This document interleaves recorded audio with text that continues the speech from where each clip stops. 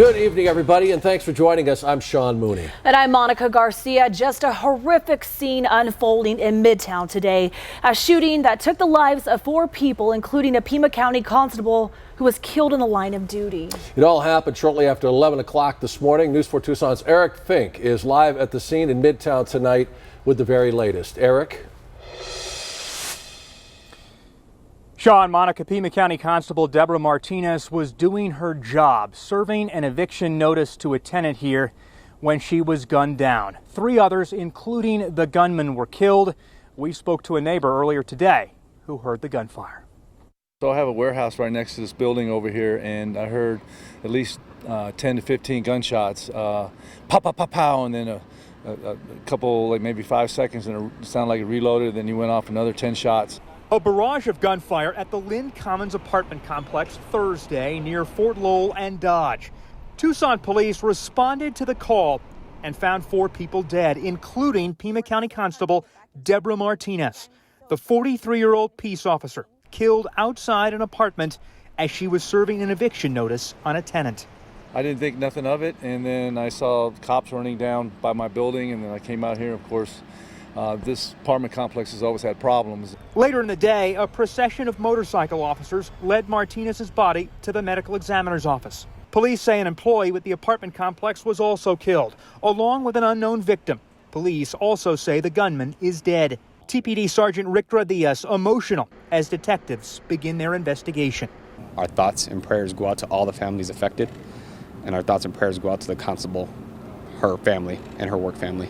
It's terrible, and it's a tragedy. Martinez was appointed to her role as constable just this last March. Sharon Bronson, the chair of the Pima County Board of Supervisors, said in a statement, quote, "Our county constables perform a difficult and important job for the people of this county. They often encounter people at their most vulnerable and emotional, yet they all perform their duties with professionalism and compassion. I am heartbroken at this terrible tragedy, and I will keep Constable Martinez and all who knew and loved her in my thoughts." And tonight, Governor Doug Ducey and Senators Kyrsten Sinema and Mark Kelly tweeting condolences to the victims' families. We learned that Constable Martinez was a veteran. In fact, she served on Senator Kelly's Veterans Advisory Group. And tonight, Governor Ducey ordering flags to be lowered to half staff tomorrow to honor the victims. We're live tonight here in Midtown. I'm Eric Fink, News 4 Tucson. Just tragic. Thank you for that report, Eric. Well, major developments tonight in a Tucson police shooting that was recorded on body cam video. Many of you will remember the shocking video when it was released by Tucson Police Department. Well, Ryan Remington is now facing manslaughter charges when he was fired from the department after he shot and killed a man in a motorized wheelchair last November.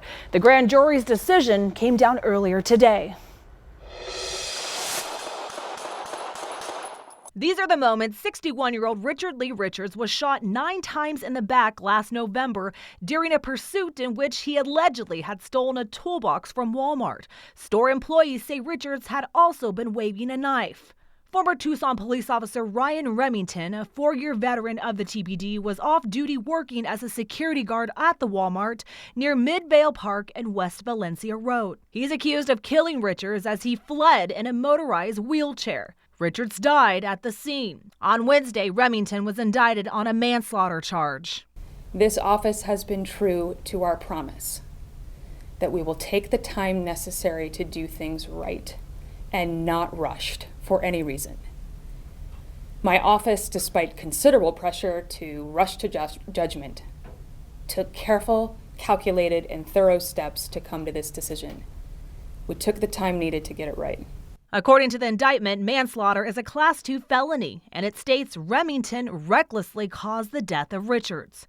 Remington was fired the day after the shooting by former Tucson Police Chief Chris Magnus, saying the officer's actions were a clear violation of the department's use of force training. There will be justice served in this case, which is to vindicate Remington and his actions. Attorney Mike Story represents Remington and the Tucson Police Officers Association. It should have never gone to a grand jury, but I'm really looking forward to getting this case in front of an objective judge and jury.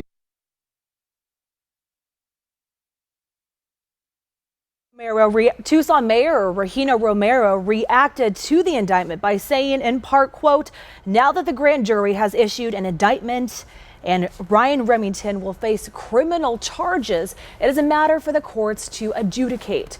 She says, "I will continue to work alongside our chief of police, Chad Kasmar, to ensure that we get to the root causes that prevent tragedies like this in our own community."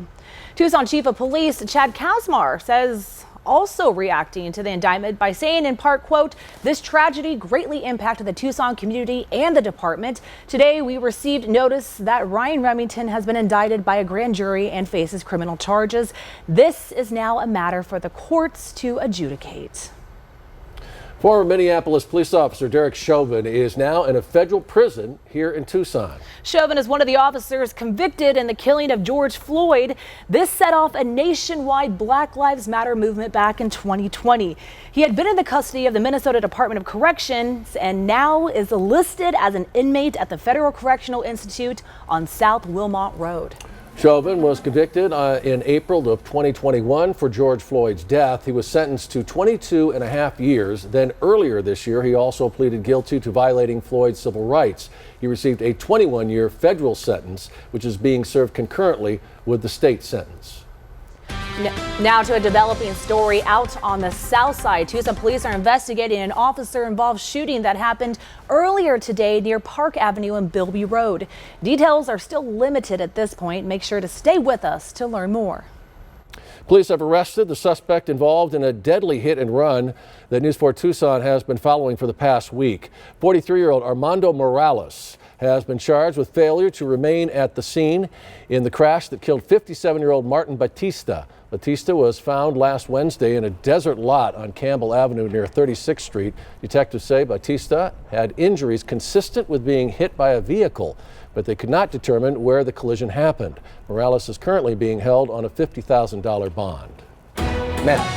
All right, Sean, storm alert is low Thursday night, as we like to say around here, Friday Eve. Let's go to Live Doppler. Hey, got some news for you. We got some big news from airport rain today. We'll get to that in full forecast. But as we make our way into the 10:07 hour, nothing more than just some low clouds picking up maybe on some of those cloud droplets. So Live Doppler is in the clear zone, even though we see some green on the weather map. So we are dry really all across southeastern portions of Arizona. Our monsoon high pressure cell seems to me like it's located south of Cochise County in the boot heel of New Mexico, but that's okay. We're still getting some moisture pumped this way, and I think we'll see a decent chance of storms again tomorrow. Maybe to a certain extent Saturday. Then we're going to take a little bit of a monsoon snooze. That's why when I give you the big news here in a few minutes, you're going to say, all right, maybe it's time for all of us to dry out.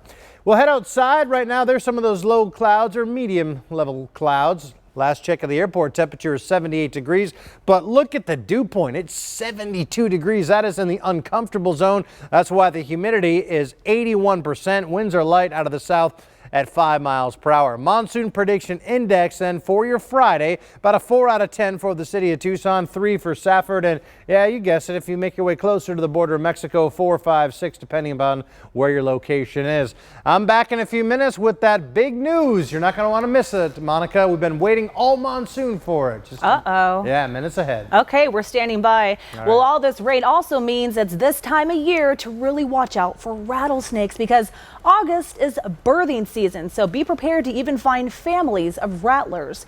Brian Hughes, the owner of Rattlesnake Solutions, says August is always a peak time for rattlesnake bursts due to monsoon weather. Moisture itself is something that is a trigger for those mother snakes that, hey, it's safe to give birth now. And rattlesnakes also don't lay eggs. The mother rattlesnakes guard their babies until they shed their fur skins after about 2 weeks.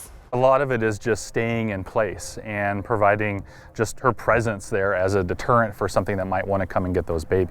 It's fascinating. Well, Hughes wants to remind residents to be careful, especially as they tend to be outside. The weather's been nice. These rattlesnakes like to hide in bushes or shrubs. And if anyone you know, you love, or yourself gets bitten, you should call 911 immediately. We have a couple of traffic alerts to tell you about tonight. City officials say Drexel Road is closed between Mission Road and Oak Tree Drive, as well as Escalante Road between Pantano and Camino Seco. both closed due to storm weather runoff. Now, if you encounter a flooded dip crossing, remember, folks, turn around, don't drown. Late night Sunlink streetcar service is back just as students return to the U of A. Starting tonight, the Sunlink will run until 2 a.m. every Thursday, Friday, and Saturday. Keep in mind that after midnight, the streetcar will run every 30 minutes instead of every 15. And coming up on News 4 Tucson at 10, the heartbroken parents of the children killed in the Uvalde massacre react after the school board decides its police chief's fate. Plus, the Biden administration moves to protect DACA recipients. Matt? Investigating for you. This is News 4 Tucson.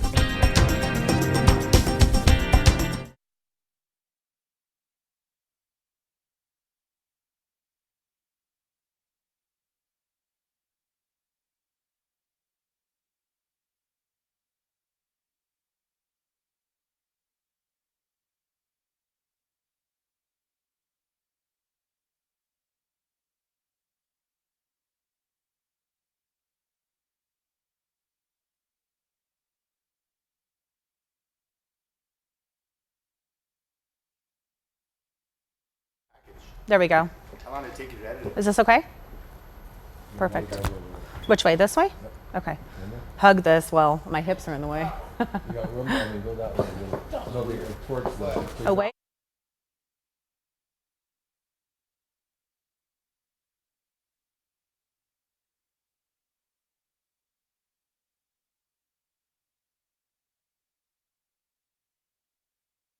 Okay, perfect. There you go. See how you're blocking the S and R? Oh my God. Okay, there we go. There. Okay, perfect. Thank you guys. Okay.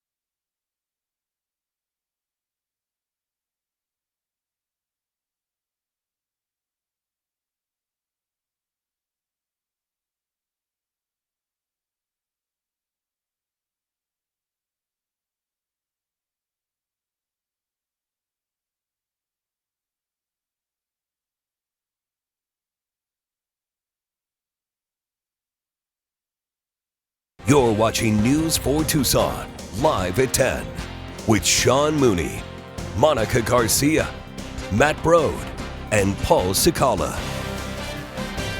Well, welcome back. 3 months after the heavily criticized response to the mass shootings in Uvalde, Texas, the school police chief, is out of a job. Priscilla Thompson reports from Uvalde. 32 a.m. this morning. Tonight, Uvalde Schools Police Chief Pete Arredondo is out. All in favor? Motion passes unanimously. With mounting pressure from parents, the board voted to fire the embattled chief, who waited over an hour to storm a classroom and take down the gunman who killed 19 children and 2 teachers. Our babies are dead. The anger felt by families and students still palpable 3 months later. I have messages for Pete Arredondo and all the law enforcement that were there that day. Turn in your badge and step down. You don't deserve to wear one. Some victims' families emerging from the meeting feeling relief. It feels good to finally see some kind of justice being done in Uvalde. Javier Casares lost his 9-year-old daughter Jackie in the shooting. The work's still not done. You know, we got more work to do. Would you like an apology? I would have liked an apology back then. Right now, no, it's too late. Chief Arredondo refused to attend Wednesday's meeting. Just prior, his attorney sent the board a scathing 17-page statement calling him the fall guy and the process an unconstitutional public lynching, accusing the board of violating Arredondo's right to due process and calling for his reinstatement, writing, "None of his decisions or actions demonstrate a failure." That, despite an investigation by the Texas legislature, which found officers failed to prioritize saving the lives of innocent victims over their own safety. With Arredondo gone, parents are left to reconcile their grief with the memories of their children. Because of the way she was, a forgiving person, she would want us to forgive. Priscilla Thompson, NBC News, Uvalde, Texas. The Biden administration is taking another step to try and preserve the Obama-era Deferred Action for Childhood Arrivals program, also known as DACA. It allows certain undocumented immigrants brought to the U.S. as children to remain and work in this country. Over the years, the program has protected more than 800,000 of those immigrants known as dreamers from deportation. Yesterday, the Department of Homeland Security announced the finalized rule which replaces the Obama-era memo that introduced DACA in 2012. The finalized rule aims to continue the original DACA policy and takes effect on October 31st. Mortgage rates in the U.S. are climbing this week. The average rate for a 30-year fixed mortgage rose to nearly 5.6% this week. That's according to Freddie Mac. Now, that's close to twice the rate from the year before, although it's down from June. Real estate agents say the high mortgage rates are stopping some potential home buyers from making purchases. In July, sales of existing homes in the U.S. dropped for the 6th time in as many months. This is also causing some problems for mortgage companies, which are laying off some employees or even closing down. Well, time to check your freezers. The U.S. Department of Agriculture has a new public health alert out. The USDA has issued an alert for Purdue's frozen ready-to-eat chicken breasts labeled as gluten-free. The agency says the product may contain small pieces of clear plastic and blue dye. The 42-ounce plastic bag of chicken tenders were produced on July 12th and have the best of use date by July 12th, 2023. No injuries have been reported, but the USDA says you should not eat those chicken tenders. Said you had some of those in your freezer, and the kids are going to lie about that. Toss those. So, yeah. Mr. Broad, we have something to really talk about tonight because after a really slow start, at least at the airport, and getting some measurements out there, we've rebounded big time. We've been talking about everywhere has been very wet this monsoon, except for Tucson International Airport. The one place has been in a deficit. So the drum roll, after 0.71 inches tonight, after 1.06 inches a couple nights ago, we are now, take a roll look, it, in a surplus.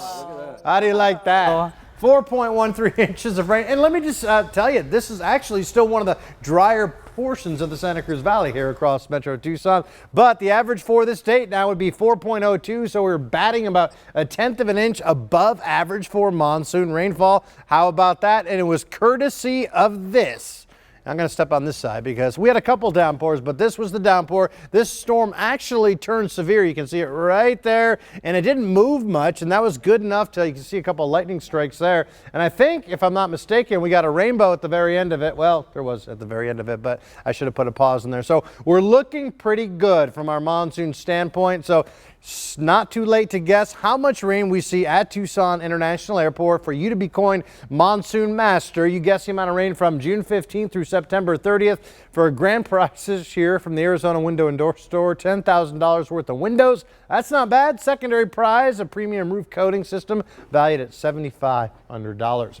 Also worth noting, this is what things look like day one of monsoon 2022. We're talking about extreme drought, much of Cochise, Santa Cruz County, severe drought, really Tucson, and really most of the district, just a little bit of moderate. And then as we made our way for much of the period, it was eroded somewhat by the 22nd day of July, but we were still talking extreme drought, Cochise and Santa Cruz County. Then the real abundant rain started, and as we roll this with time from the 22nd of July all the way till today, we're doing much better. Many spots just in that, well, dry category. Still severe drought, Tucson South. We'll see with the weekly rain that we saw today, or I should say the weekly rain that we have seen, if that will change next Thursday. Remember, this report comes out every Thursday. As I mentioned, nothing on live Doppler here at the 10 o'clock hour on your Thursday night, so we're going to go dry for the remainder of the evening. Area of high pressure is located well to our south. Good enough that it could still steer some moisture in tomorrow and again on Saturday.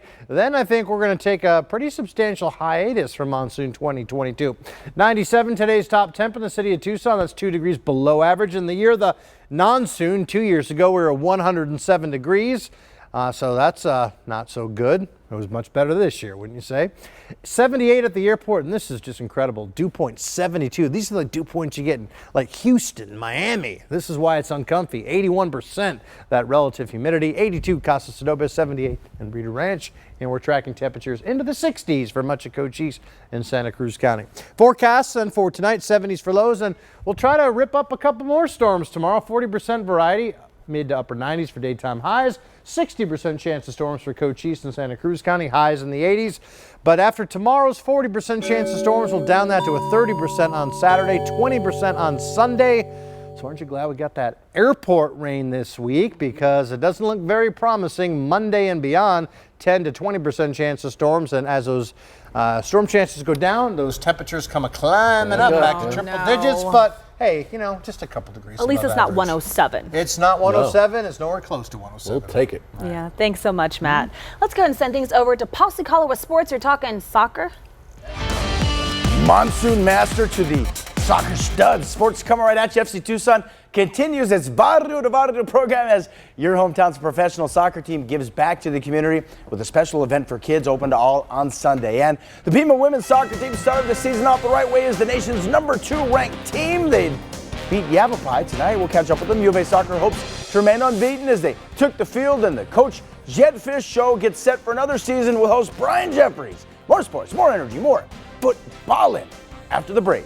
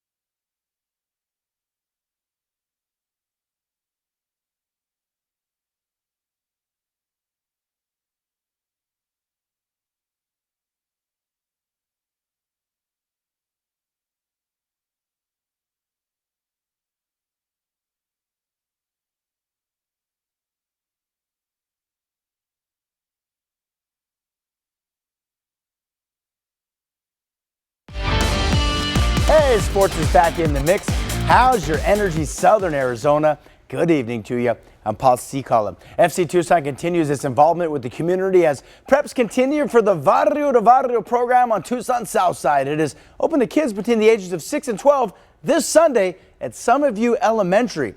And you are looking at footage of the last Barrio to Barrio event with FC Tucson located within and targeted towards kids in the Sunnyside Unified School District. It all goes down at Summitview Elementary, as mentioned, near Nogales Highway on Tucson's south side. Now, FC Tucson is teaming up with Cox, who provides free internet to low-income areas in the Sunnyside District, for a pop-up block party. The event will feature a free soccer clinic. Also, soccer equipment and gear will be handed out on Sunday.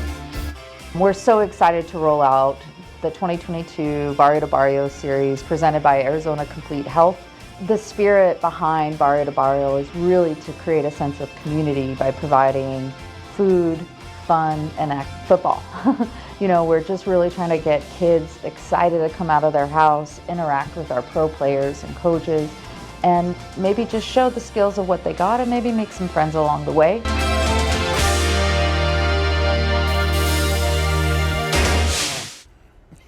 Lots of fun. All right, hey, the Pima College women's soccer team began its season this evening against Yavapai Community College in Prescott. The Aztecs would win 1-0, and there are some hefty expectations for the Pima College soccer team, that's for sure, after receiving a preseason national ranking of number 2. There it is. And hey, got to give props to the soccer talent in Southern Arizona. Get this.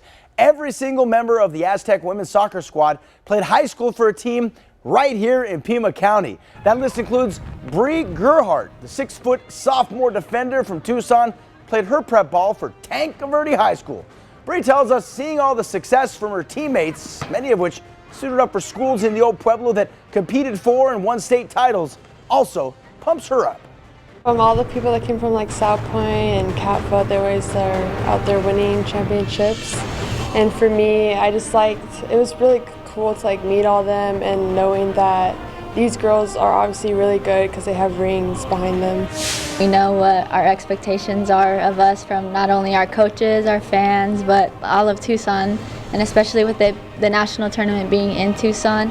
I hope that we can really get there and make it first of all and then win the whole thing and do it for Tucson. We are literally going out there to the death. Like, we're going all out there, giving all we have. Got to get pumped up. Hey, Angelina Amparano, who you just saw with the shutout tonight as the goalkeeper, did a great job. Okay, moving on. Coach Becca Moros and the U of A soccer team took the field again on the road against Nebraska. The Wildcats came into the early evening matchup hoping to remain unbeaten in 3 games, and guess what? They still are. Arizona battled the Cornhuskers to a 1-1 draw, still undefeated as the Wildcats find their groove. And we've always had a plan of how we were going to build, what needed to get done first, second, third. And I think as we've kind of knocked off some of those building blocks, we've been able to go to a little more sophisticated stuff. We've been able to think quicker, play faster, and do some of the things that we were doing kind of slowly and inconsistently at a much higher level, you know, minute after minute after minute.